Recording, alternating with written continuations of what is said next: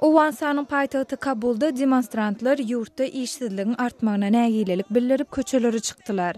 Owensanyňky işsizlik barada takyk maglumatlar berilmeýär, emma ýurdun zähmet we sosial meseleler boýunça ministrligi 3,5 million Owensanynyň işsizligini çaklaýar. Bu demonstrantlary guramalaşdyran topar Owensanda mundan 1 ýyl odal milli bütöw hökümet düzülen bäri ýurtda işsizligiň 7 derejede artandygyny öňe sürýär.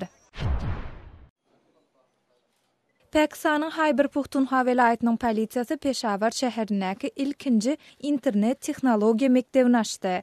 Peşawar şäherinde ofitserler polisiýa güýçleriniň halkdan gelýän şikaýatlaryna has çalt jogap bermek maksady bilen kompýuter tälimlerini alýarlar.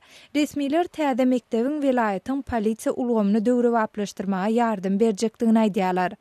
Siz Azatlyk radiosynyň şunkü täzelikleri bilen tanyşyp boldunuz.